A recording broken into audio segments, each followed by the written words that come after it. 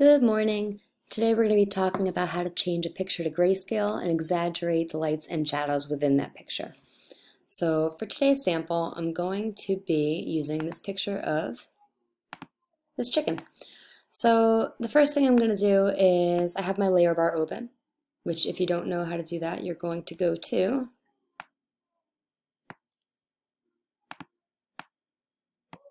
Window, Layers, and make sure it's checked.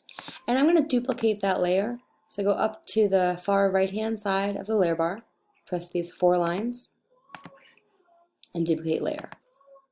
And this is just a backup copy for me, just in case anything goes wrong. While on the top layer,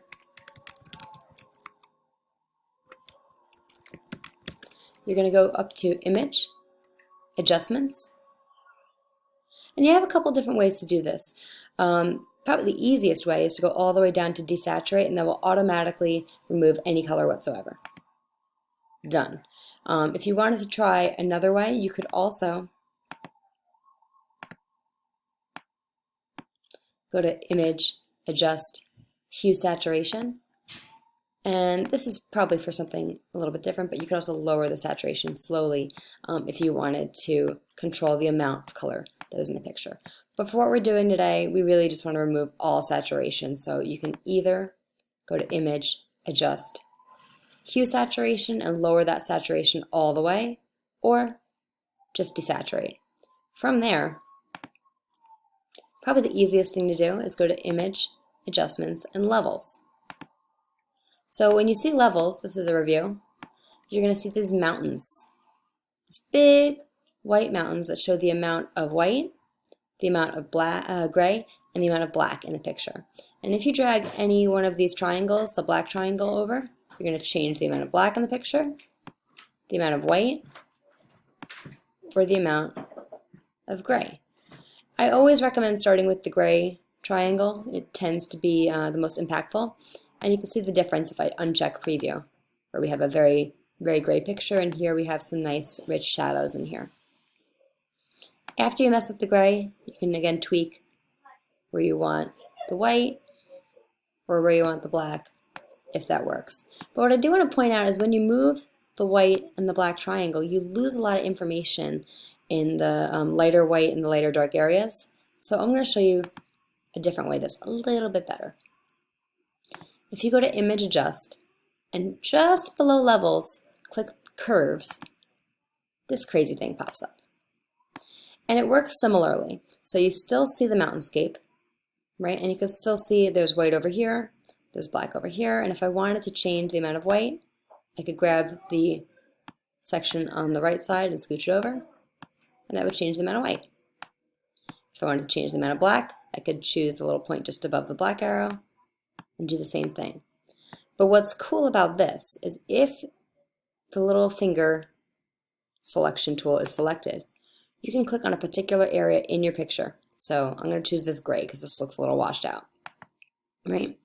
And you can see when I did that, a point was created within my histogram over here. And so if I click and move it up, it'll lighten that area. I'm going to Control Z to undo because I don't really like that. If I click and scooch it down, that area will be darkened. And you can really, literally just click on the part of the image that you want to adjust. I'm clicking on my eyedropper over here in the this little spiky part. Click and drag downward a little bit, and it will adjust only that section. I'm going to do the same thing over here. Click and drag down.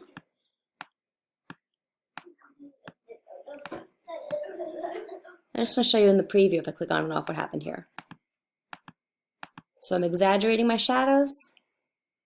This got a little washed out, so I'm going to see what happens if I click and drag it up a little because I thought there was information back there that I no longer see.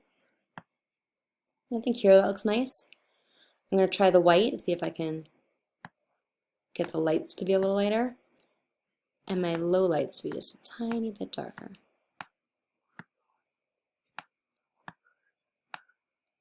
And it's important that when you're doing this, you make small adjustments, because if you try to just click and drag and you don't really look, you're not going to get that preview till you're done, and some weird stuff's going to happen. Control Z for undo. So you're going to adjust it till you like it and press OK. So here we are before and after. So the last thing is your dodging and burning. You probably remember dodging and burning from earlier in the year. The dodge tool looks like a lollipop and will lighten things. The burn tool is underneath it and will darken things. It works with a paintbrush.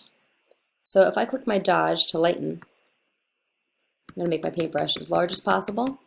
It's important that it's soft. And I'm going to turn my exposure down to about the age that you learned Photoshop-ish. And the other thing you want to check is your range. Your shadows will lighten your shadows, your midtones will lighten your midtones, and your highlights will lighten your highlights, since we're dodging and we're lightening. So I'm going to get a big old brush, it's soft, and I'm going to only lighten my highlights. So click and drag.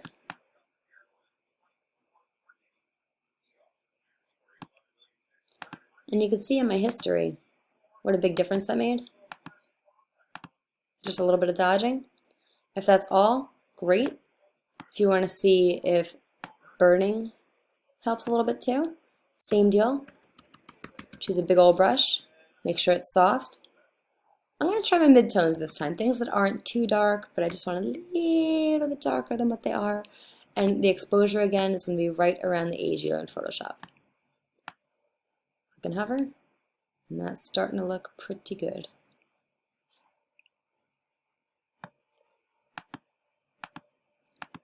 Alright, so I'm pretty happy with this. I'm going to be using this image to create my painted word with the paintbrush that you made yesterday. So when you're totally done, File, Save as a JPEG, and upload that file to Google Classroom.